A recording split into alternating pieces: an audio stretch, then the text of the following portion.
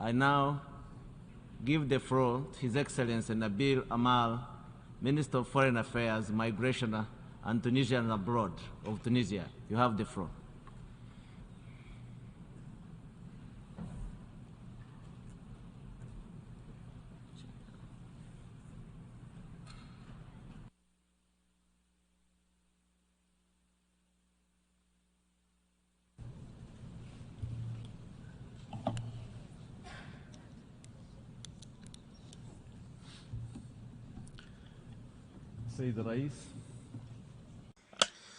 Mr. President, ladies and gentlemen,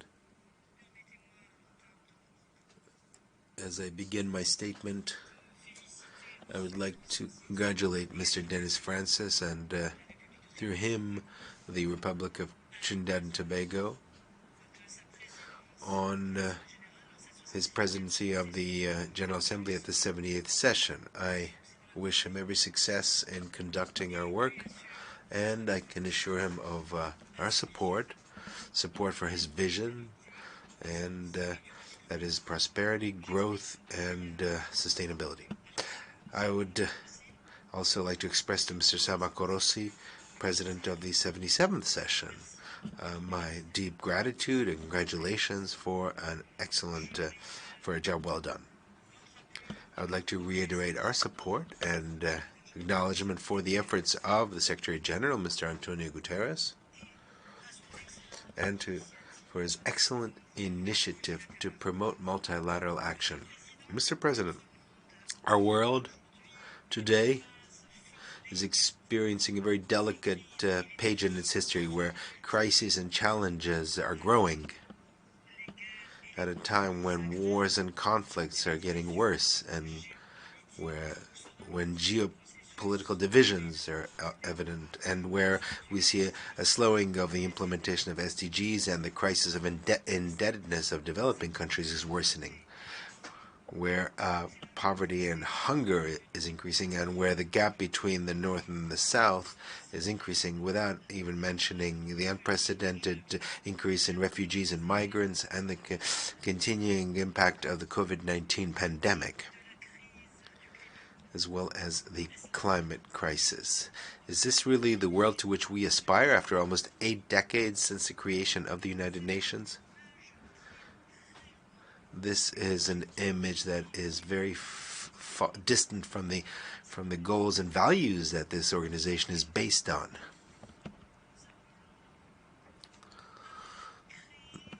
That being said, we call on the creation of new approaches and new means that are more effective to meet the challenges of today. We also call on strengthening cooperation and solidarity at the international level on the basis of common but shared responsibility.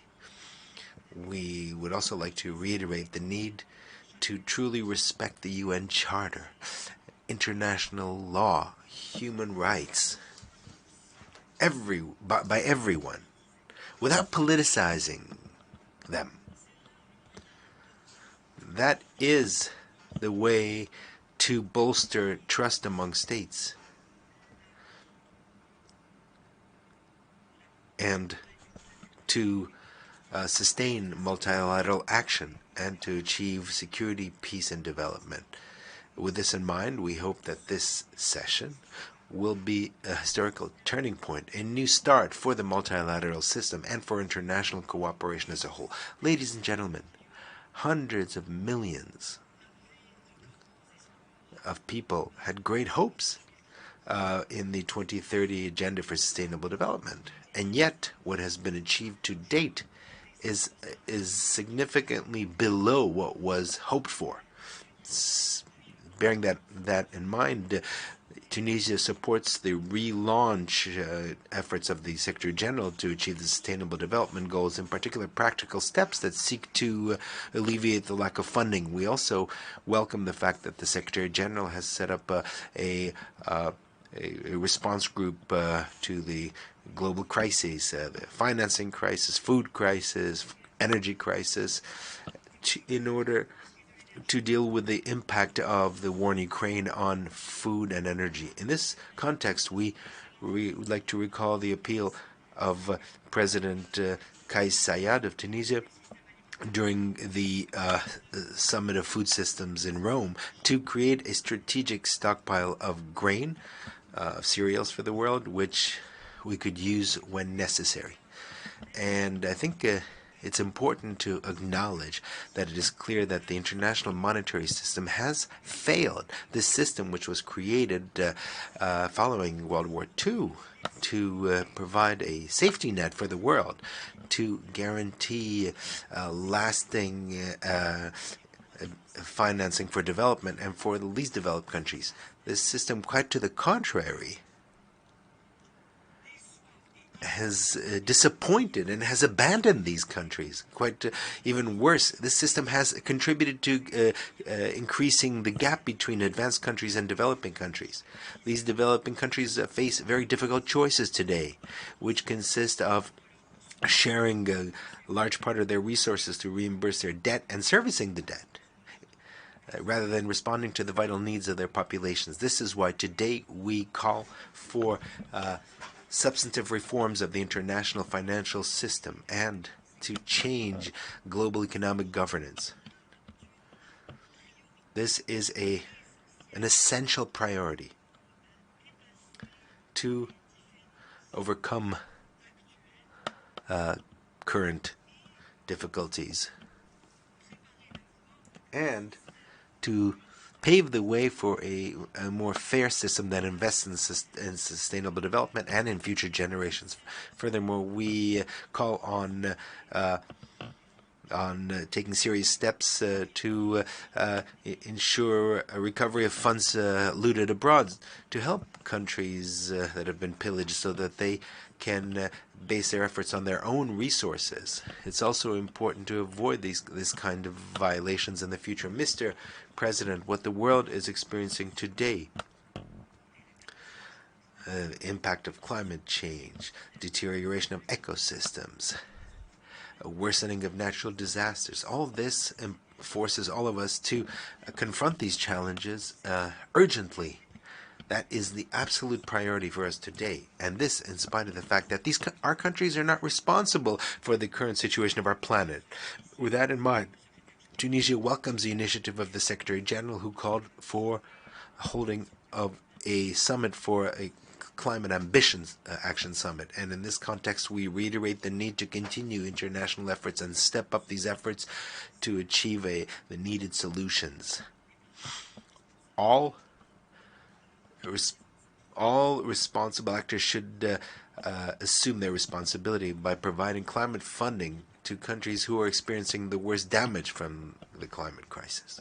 Mr. President, illegal migration has worsened in our geographical area due to the inadequate development of many African states, due to conflicts that are continuing, due to the effects of climate change, without mentioning the fact that criminal networks are exploiting the precarious conditions of thousands of people who are seeking better opportunities in life and are trafficking these people, whether this is from the south of the Mediterranean to the north of the Mediterranean or from sub-Saharan Africa, while reiterating the need to adopt a global approach to tackle this issue of illegal migration, which is by focusing on its root causes rather than simply its consequences. While saying that, we once again would like to reiterate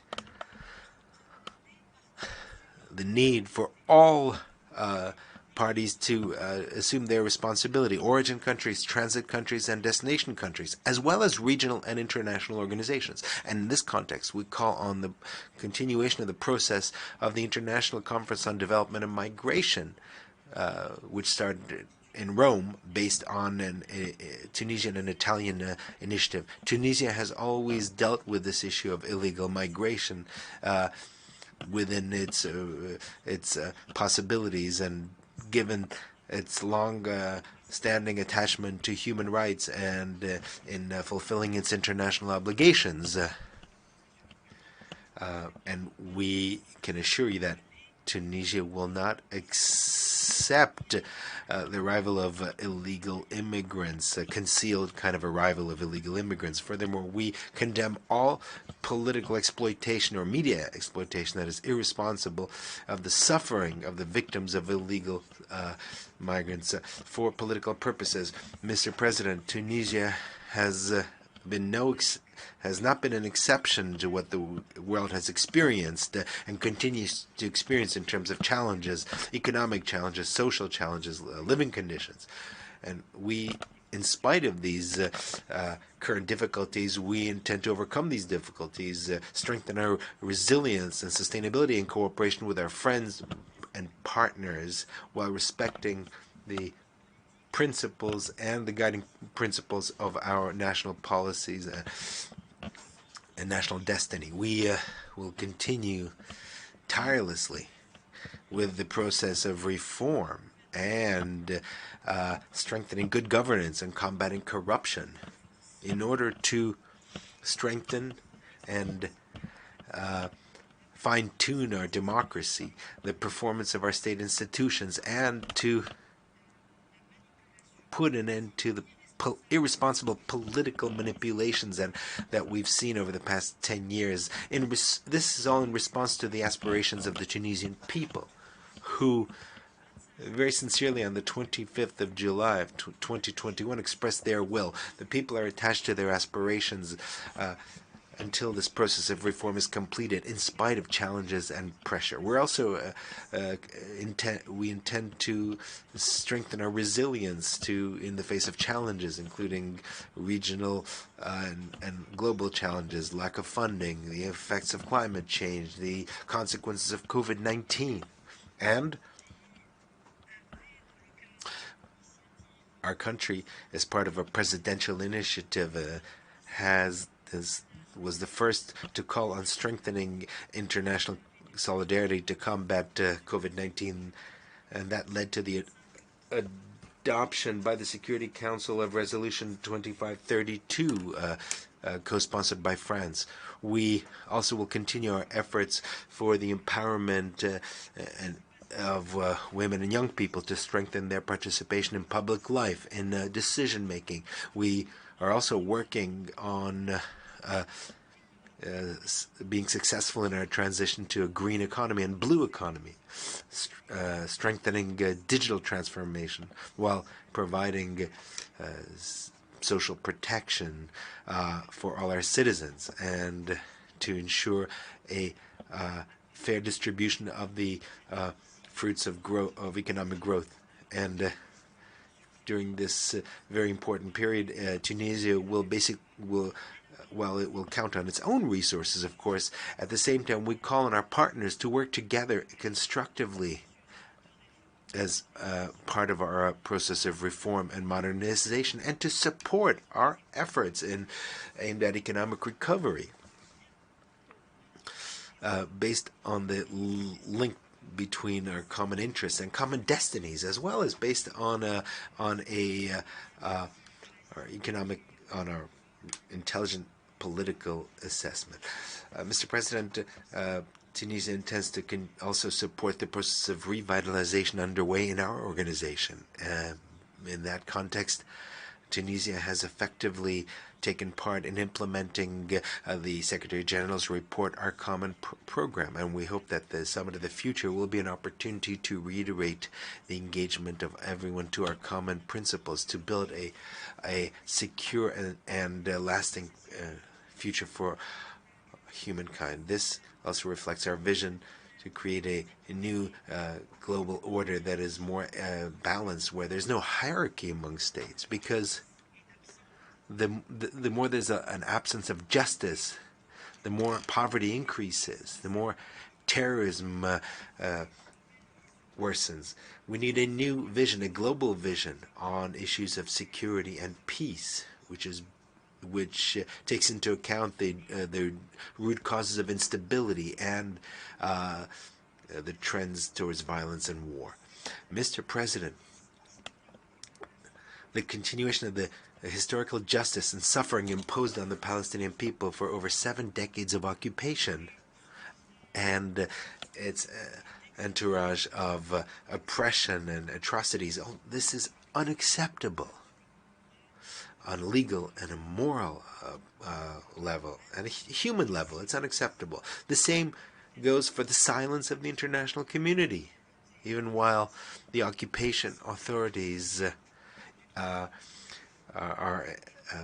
intent on disregarding international law and its principles and continue to carry out their policy of aggression and settlement building. It is for this reason that we once again call on the Security Council and the international community to assume its responsibility to force the occupation authorities to respect international law in order to achieve a just and peaceful solution based on agreed legal principles that will put an end to the suffering and occupation of the Palestinian people, and it will allow it to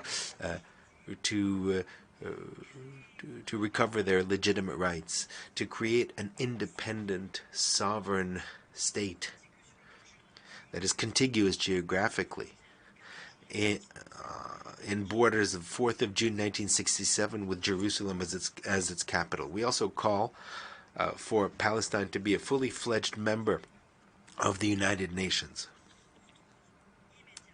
Now, as far as our immediate neighborhood, Tunisia reiterates its commitment to provide all possible assistance to our Libyan neighbors to help them overcome its differences and achieve a political agreement based on an inter-Libyan dialogue with the help of the United Nations to preserve the unity and sovereignty of Libya. We reiterate our rejection of any military solutions and any form of interference into the internal affairs of Libya, whether this interference is direct or indirect. Now, along the same lines, we are in favor of seeing a convergence of UN and international efforts to achieve a political solution, both in Syria and Yemen, to put an end to the sufferings of these two brethren nations and to bring peace and security to them, to preserve their sovereignty, independence, and territorial integrity. Tunisia also calls on a cessation, an end of the escalation in Sudan, and to focus on dialogue to try to overcome this crisis. We call on the international community and the United Nations to help Africa to rid itself of crises, that constant crises for which this continent is only marginally responsible. We reiterate the need to endow a moral dimension both on economic efforts by taking into account the interests of African countries. In conclusion, Mr. President, allow me to remind us that we are at a crossroads.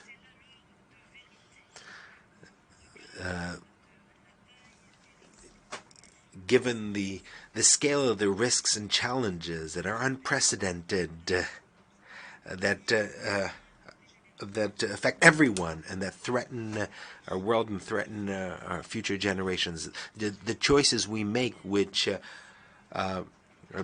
should be based on long-term vision and our engagement to our humanity, based on our belief in our common destiny and our attachment to the UN Charter, to the principle of solidarity and cooperation, and the responsibility. These decisions will play a decisive role to endow the multilateral system with credibility. Thank you. I thank the Minister for Foreign Affairs, Migration and Tunisians abroad of Tunisia.